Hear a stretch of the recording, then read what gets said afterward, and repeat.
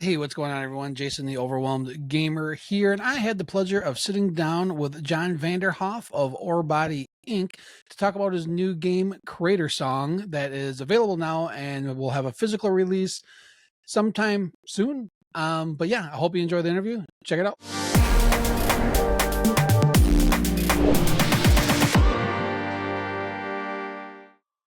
All right, we have John Vanderhoef. Did I pronounce that right? Am I getting that right? That's right. Yeah. All right, cool. And your company is what? Ore Body Inc., right? That's right. Yeah. Oh, okay. And he's also the creator of a new game that's it's out now, but I think we have physical copies on the way. Is that right? In spring? A physical pre-order should be going up in the near future from Okay. Premium Edition Games. Yep. Oh, okay. Cool. So I guess let's start out. Why don't you introduce yourself? Give us your background in game development and anything else you want to talk about real quick. Sure. I'm notoriously terrible at introducing myself, but I That's okay. guess to be succinct, I guess I'm a writer, game developer, and professor. I've been making games for about 10 years now, and I've been making NES games for about 5 years, give or take. Oh, so what other games were you making prior to NES games? Sort of like short narrative experiences in engines. I would sort of jump around. I did stuff in Unity and RPG Maker, Oh, sure. Game Maker, Twine. I just love trying different sort of engines and seeing what I can do with them. Okay. And then what led you to, I guess, jumping into making NES games? Because you have a few of them out now, right? Oh yes, Eh, I think Crater Song is number 8, maybe 9, depending how you split it. oh, holy cow. Okay. So that's kind of the platform you've decided to stick with, or are you still doing other things besides NES? Well, Jason, I've been trying to get away from the NES for at least a year and a half, but yeah, man, I keep coming up with new ideas, and um, I don't plan on sticking with it forever, but I'm still with it as of today. Yeah. Cool. What, so Creator Song, the controls are super unique. What kind of inspired you to create that, or can you give everybody a rundown as far as like how the controls work with the dual NES controllers and holding them vertically, and like what was the idea that made you come up with that, or what made you come up with that idea? I guess. Yeah, I mean the control scheme, which I'll dive into in a second, is sort of an answer to a unique problem, or to a unique question. And so I was inspired primarily by this indie game. I think it originally came out in like 2013. It's called Brothers: A Tale of Two Sons. And this is a game that Yes. you play two different characters at the same time, and you control one character with the left analog stick on a dual analog stick setup. This is like a modern indie game, and the second character with the right analog stick. And the only other input is really the two shoulder buttons that are sort of the interact buttons. So starting with that inspiration, and they recently came out with a remake. I haven't played it, but it's essentially the same game that just much prettier. Um, Okay. uh, so check that out if you haven't. But yeah, so I was inspired by that. I've always loved that game, and I was like, is this possible on the NES? Right? Like outside of all these other constraints, the real question for me was how do you effectively control two characters without manually switching between them? And I know games have done that and do that. I wanted simultaneous control, and I actually arrived at an answer, which evidently several other games from the original era arrived at, which was to turn the NES controller on its side, like you'd hold a Nintendo Wiimote. That's how old I Hmm. am, or Right. like more or a Joy-Con, right? And as soon as I came up with that, it was like, oh, Eureka, right? And this is you can easily control two characters, have access to two D-pads, and because of the design of the game is built around a single singing mechanic, you only really need to reach the select button. Right. And So that's sort of the range of motion, and it works perfectly. And then people, after I started talking about that, were like, "Oh yeah, this is just like Smash TV." which wasn't doing it for dual character, but was still using that control scheme to shoot and move at the same time, which was a similar problem that they had adapting the arcade game. Ah, cool. So, where was I going? So, being that it's a NES maker game, were there any like technical challenges that you encountered with trying to create the control scheme like that? Or is it pretty you can kind of map it however you want to map it? Um, yeah, I mean, so the thing about Nest Maker, for those who are unfamiliar with its architecture, is it's really just kind of like a holding shell for a lot of base code, all of which can be excised, modded, added to, manipulated. And so Yeah. if you know how to dive into all that, really what you're working with is just kind of a UI that simplifies a lot of the processes and creates a kind of workflow. So to answer your question, not to set up the two character scheme. That was all pretty much straightforward. Other, adapting Nestmaker, speaking to what I just said, it's a lot of work, right? You're stripping out stuff, you're replacing it. But like I said, I've been making games in Nestmaker for 5 years, and so I had a lot of common problems that you might encounter if you start with that software already figured out, thanks to the community and years of work.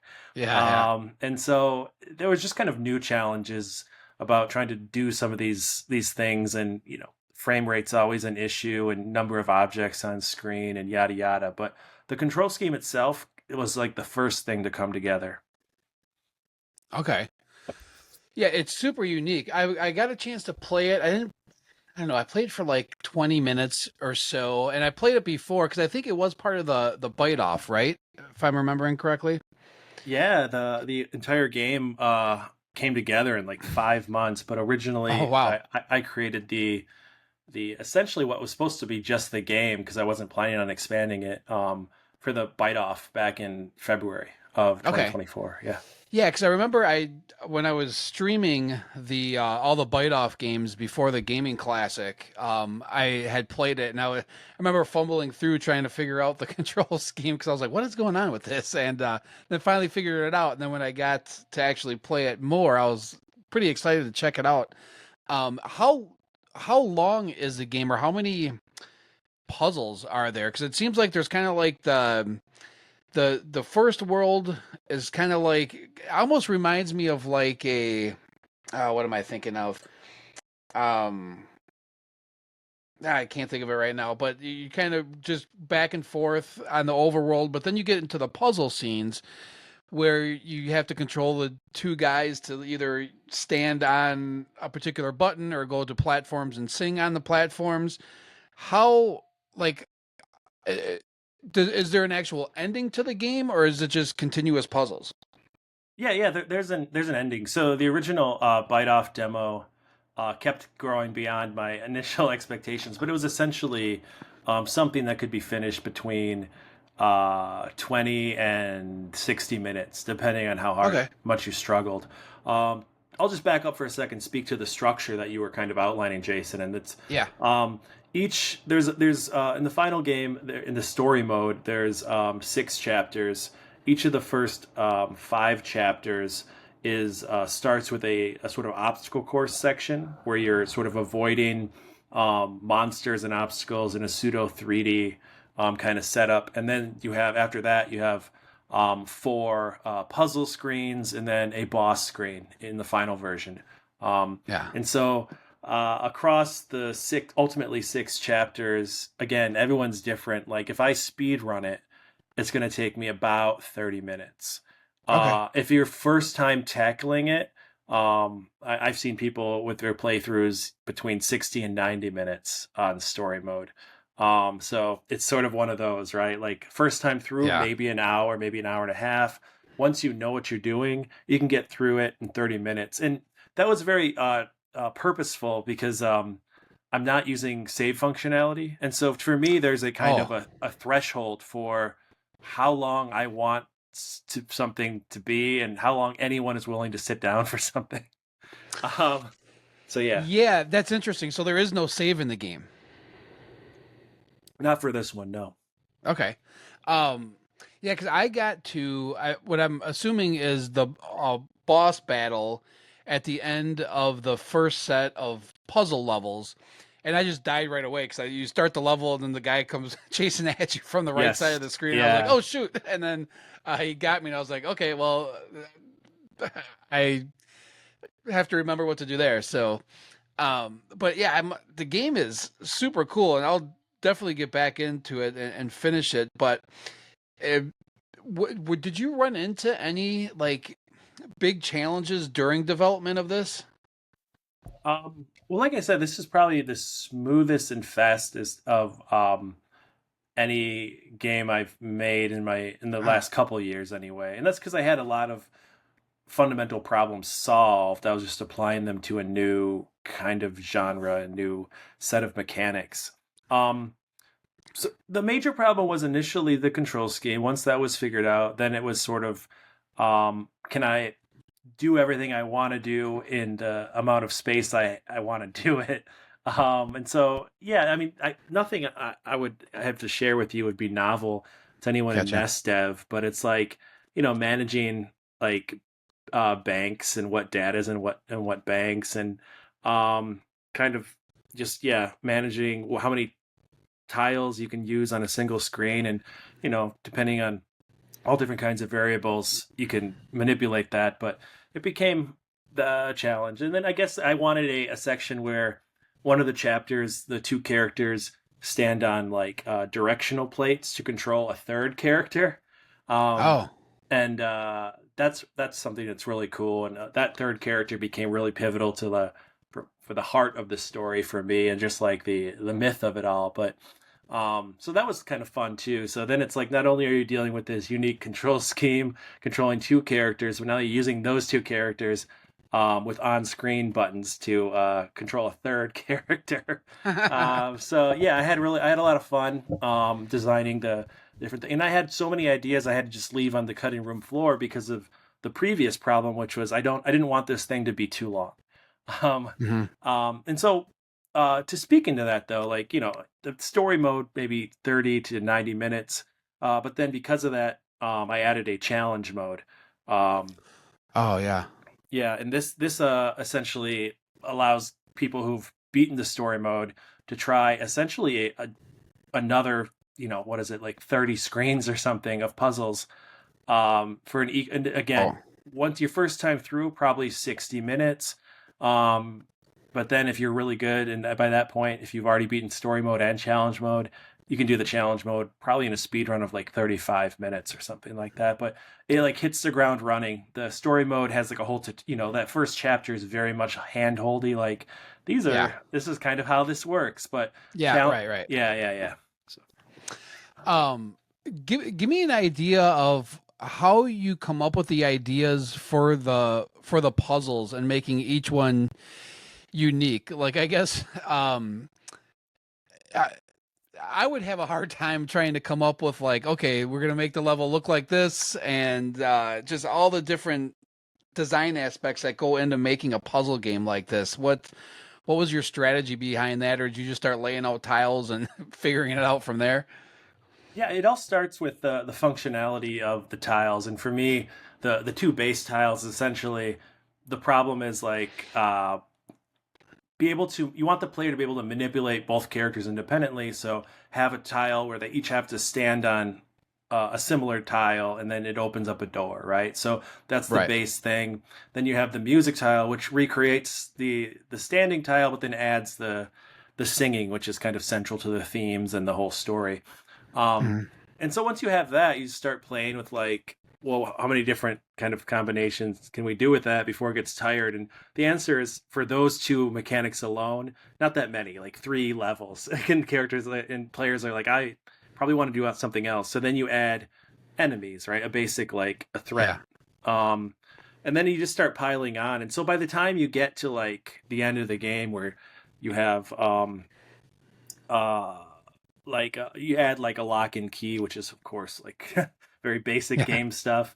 And then later in the game, we have I call it like a meteorite tile where two characters stand on tiles, and then one of the characters produces a meteor that can like break down barriers and open up paths, and there's all Oh, different kinds of stuff.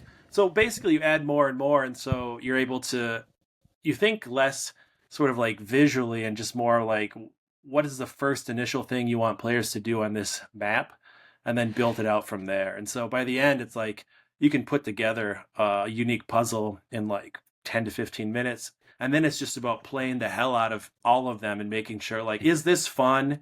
Is this right. frustrating?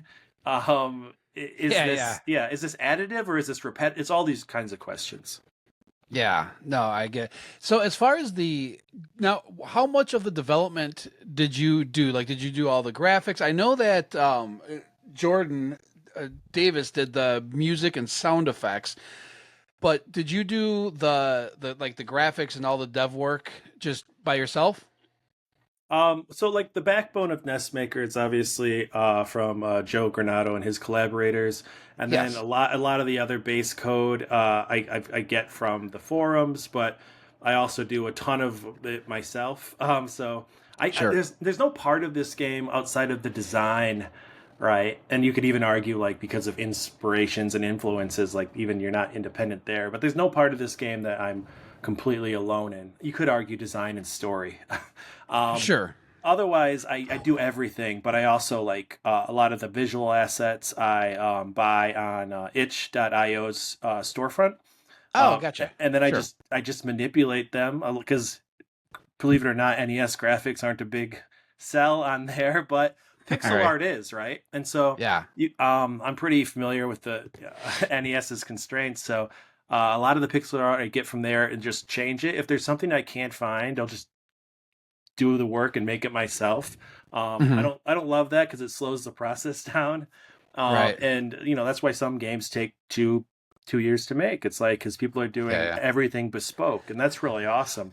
Um, I almost don't have the patience for that, especially if I'm doing all the art myself, which would take Yeah. so long. But um, yeah, that's about it. So a little code for myself, the community. Jordan Davis obviously does all the music and sound effects, and Yeah. the visual assets are a mixture of store bought assets and then my own manipulations of those and my own original art as well.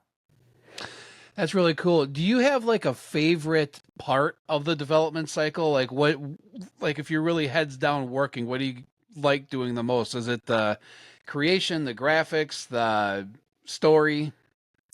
Yeah, I mean, the story would be my go-to answer, but Okay. that feels like that part gets done so quickly for me, and so you have to kind of love some other aspect of it. And I would say it's a kind of a moment, Jason. It's like not the coding, and it's not necessarily the art, although I do love seeing things come together. But it's that moment when you like hit run and see what you just did show up in the Yeah. game, and either do what you wanted to do or do something else. And it's that like kind of like it tickles the brain. It's like, oh, this is I'm solving a problem. I'm solving a problem. Oh, I've run into a new problem. And it's that sort of like loop, right? That's the thing that I Yeah. find almost like chemically addictive about about game dev. Yeah. Now, do you have a development background or is this something that you're just like, no, I'm passionate about gaming and I want to try this? No, my background is in creative writing, journalism, and academic Oh, research, and so geez. Okay. Yeah. I mean, I They kind of go focus. hand in hand though. They really do, yeah. And all that research. Like I'm a game studies scholar primarily, so Ah. and I've been playing since I was 5. So I've Oh, always yeah. wanted, like everybody, you know, you've always wanted to make games, but it was only until like the last I guess 15 years when engines became available and cheap and free to use, and the amount of resources both in terms of educational but also in terms of like assets and just like the communities that formed, all of these things come together like you know circa 2010 2011. And yeah, I was just like jumping in with everyone else in my spare time and kind of learning as I went. That's awesome. What do you have any advice that you would give like aspiring game developers who just want to, try jumping into games? You've obviously made games on a number of different platforms. Do you have like suggestions as far as like, hey, this is a good place to start if you're trying to get into it? Um, I'll probably ruffle some feathers here, but I don't know. Okay, Um, that's all right. I would say if you really want to make Nintendo games and you don't know what you're doing, grab NES Maker. I'm a big proponent of it. I think the community is one of the nicest communities and one of the most Yeah, helpful and immediate and like present and like still very vibrant. If you just want to make games and you're not necessarily wedded to the NES, GB Studio make Game Boy games. I've yeah. worked a little with that. I have a project there that is currently on the back burner, but that's a really robust and cool retro gaming um, platform. And There then, are some oh, sorry, go creative ahead. games that are sorry about that. Yes, but there are a ton of creative games that come out of Game Boy Studio that I've checked out. It's amazing what the homebrew community in general is able to accomplish. Absolutely, yeah. I'm hoping to. I'll return to that eventually and do my game called Hammer Mill. But and then I would say like if you want to do just like more modern indie or just like a game outside of the retro scene or even like a modern retro, I'd say like not built on an original code base, like something like Unity or Unreal are incredibly approachable. Mhm. There's so many educational resources for Unity, and Unreal's resources are building all the time. You can't go wrong. Like I started with both of those, and um, yeah, I just think if you want to make games, there's really no excuse. And if you don't want to deal with any computer programs, make pen and paper games. Like if you're into that, like Sure. that's even easier, man. Just write it down. And Well, so yeah, and I found the community, the homebrew community in general, there's so most of the people that I've met are just super helpful and super cool to just want to they're all kind of all in it for the greater good. So I think it would be an easy time to say, okay, yeah, make a game with pen and paper and reach out to some of these developers that are around and see if they want to help or see if you can team up to actually make that a video game. And I bet you would have no problem finding people to jump in and do something like that. absolutely. And like I tell a lot of people who kind of like jump in and they're like, I have a NES idea. Who wants to make it for me? Like you might have less success there, Sure. but if you say I have a NES idea, I don't know what I'm doing, and I want to get started, people will help you get started. That's the thing, right? Right. Like, Right. so that's like I take time out of my day, people take time out of their days, and we'll sit and talk to you on like Facebook or Discord and like walk you through your problems. So it's like when I'm not even joking about that. Like I've helped Yeah. strangers like figure stuff out that I needed help with 4 years ago. So Sure. No, that's cool that's about it. yeah, and the when I first started getting into homebrew stuff, not all that long ago, maybe a couple of years ago, but it feels like when I first started getting into it, there was like a few games here and there I really had to search to find, especially physical copies of the games. And now it's like, man, they are everywhere. It's like I get a new Kickstarter um email. I feel like once a week, hey, here's a new NES game that's coming out, or here's or something from you name it, limited run games, or any of the other ones that are out there, that publishers that put out the NES games. It to me it's so cool to get a physical copy of like an NES game now in 2024, and have the box, have the manual, all that fun stuff. It's just and I don't see it slowing down, which is awesome. No, on the contrary, it's like it feels like like you said, it's speeding up. At any given time, there's an NES game or two or three on Kickstarter. Yeah. Like you said, limited run is now pretty routinely every 3 weeks they have a new one. Yeah, who else is out there? Mad Cat Studios, another Mad one that Catz, Premium uh Edition Games, who I work premium with. edition. Yeah. Yep. Yeah, it's awesome to just see to see more and more of these games. And not only the NES too, like Sega Genesis, I know has a pretty big homebrew community. And it seems like just recently that started kind of popping off, which I'm excited for. Um yeah, it's just the sky's the limit with this stuff. I just love it. What I guess we're kind of start wrapping things up here, but do you have any other projects besides like your Game Boy game that you want to go back to that you're looking to next, or are you taking a break, or what's your gaming development future look like? Sure. Well, I'll just quickly kind of recount my work if in case anyone's unfamiliar with it. So I made a series of 5 games that I kind of called the Muleniverse games, Mhm. and these range again in quality because they're my early work, but they kind of all are 5 different genres, like sort of adventure, arcade platformer, beat 'em up, shooter, and run and gun. And some people really like them. I really love them, but I understand they're kind of like they're not perfect. But more recently, I'm proud of the games under the Orebody Inc. studio moniker. It's Mhm. Orebody Binder's Tale, Oratorio, which is really cool music rhythm game, and then most recently Crater Song, which just launched on itch and is going to be up for physical pre-order soon. But yeah, Hammer Mill is a Game Boy game I really want to make about sort of a steampunk, sci-fi, ocean kind of faring game, Nice. set on the alien world of Orebody, like Crater Song is.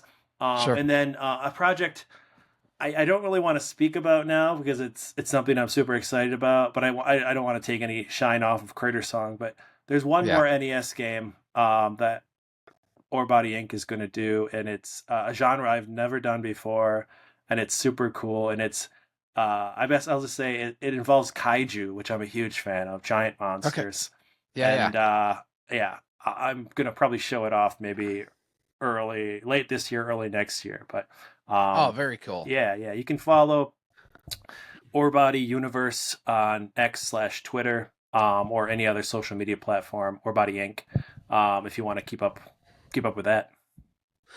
Awesome.